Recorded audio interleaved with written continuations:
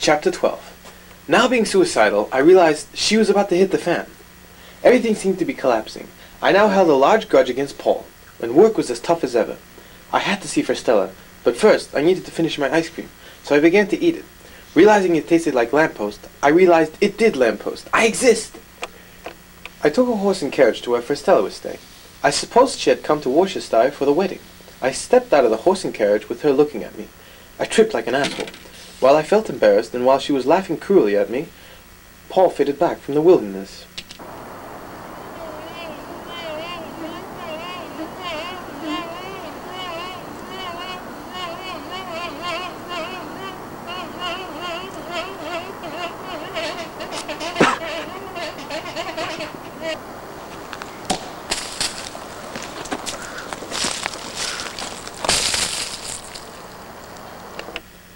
And we appeared to be in our room at the tutoring institution, where a horse and carriage arrived to take us into the wilderness.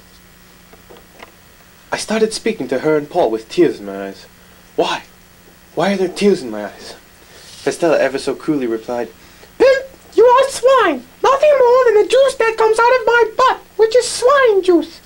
Pimp, although I've loved you ever since we've met, Mr. Stinkybreath offered Paul 100 old yams to marry me, so he'd be set for life sexually. But how are you connected with all this? Miss Blabbersham you did not even mention, and I thought she would be the one behind this atrocity. And Paul, after all our herring spankings, you betray me like this? Asked I, happily. Paul responded, I'm sorry. I guess we now both see that money is stronger than love and friendship. Stella added, then she subtracted.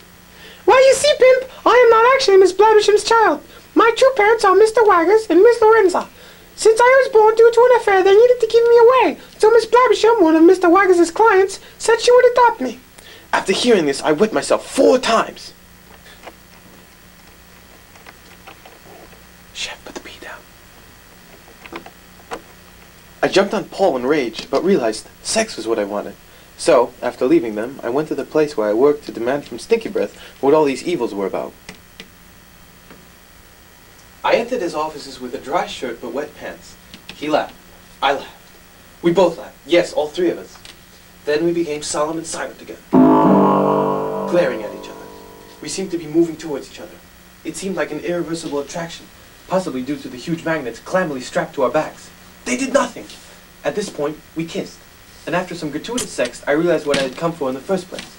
I started demanding what was going on. He stripped and replied almost shamefully, I'm sorry. I'm an evil person. I don't want to be, but I have to be. He started crying. I kicked him in the groin and asked him what he meant. You see, when I was a very young lad, my lover Dudu and I were accomplici. That rhymes. In good time. Damn it! He got so angry that he killed himself. Hence, I never got to find out the story, until he snapped back into it. He had only been shocked for my wet pants. Anyway, one night we were breaking into a mansion, in the next town actually, to steal some toucans to feed our yeast colony. What happened was, I was caught by the proprietor, while Dudu got away. Dudu is a fugitive now and runs, keeping from the authorities. It so happens that Dudu is brothers with Waggers, and Waggers gives him money, which he earns teaching at the institution to try and support him. What about you, you bloated sack of clam? Asked I. As for me, I did not go to jail, but instead am forever bound to that proprietor as his servant. He's an evil man and makes me ruin all the lives of the orphans that come into the institution for tutorage. He is also the benefactor that paid for all of your swiney education. Who is this benefactor? Asked I. He replied, Mr. Wackoff. A sudden rush of memories filled my pants, so I wet them.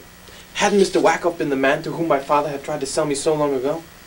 And you agree to all these evils, you monster, I screamed at him. It's either that or my life. He's a very powerful man. So you ruined countless lives to save your own. I jumped on him with rage. As I did, I knocked him over, spilling a person out of his shirt. He was cuddled into a little bundle. I realized it was Cuckoo, the same but different Cuckoo who had tried to shoot Waggers. I've been hiding him. Here's my brother, said Mr. Stinkybreath. At that point, Cuckoo disintegrated into everything.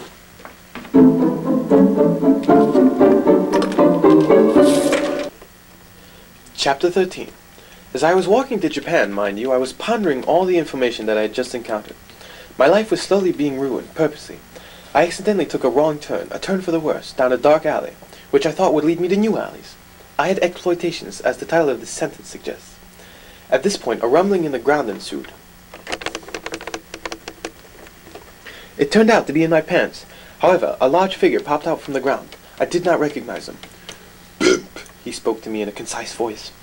I know you have been informed of me. I am Mr. Wackoff, your benefactor. No, you're not. I remember Mr. Wackoff being uglier than you, said Mr. Wackoff. I mean me. That was my brother, Mr. Wackoff. I am Mr. Wackoff, the evil Wackoff. As Mr. Stinky Breath told you, by the way, I ate him for his insolence. Excuse me. Excuse me. Excuse me. Excuse me. Please excuse me. I ruined people's lives, orphans in the region, because my own life was crappy. I was engaged to a certain Miss Blavisham, but then I found another Miss Blavisham. I left her for a can of mayonnaise, who promised me the world, but I could not take its porn star antics, and so I was left utterly alone. So I dedicated my life to trying to make others see that life is miserable and there is nothing to look forward to. So all my troubles with Fred Stella, that was you too? How I had Paul marry her? Yes. Excuse me. I think there's something in my throat. Excuse me. Excuse me. Please excuse me. I had not even known she was under Blavishup's supervision. So how does your brother fit into this? Asked I, shocked by all this. Well, I can explain, spoke a new voice in the alley. I turned around and made a complete circle, or so I thought. Instead, I encountered the Wackoff I recognized from so long ago. You see, I did not agree with my brother what he was doing, so I tried to take an orphan myself. Excuse me. Excuse me too. Your excuse. Before he can get to them and raise them right. So my father was actually trying to save me when he agreed to sell me to you. I got a boner at the thought of this. Yes, and now brother, said he, turning to his evil brother, your atrocities must stop. This was the final battle.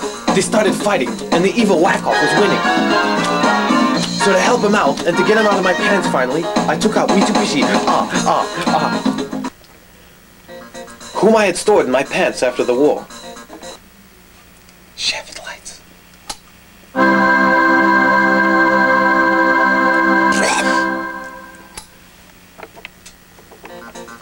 Mitsubishi, and the good Wackoff overpowered the evil one, and he was killed. We later killed Mitsubishi, because he was Japanese.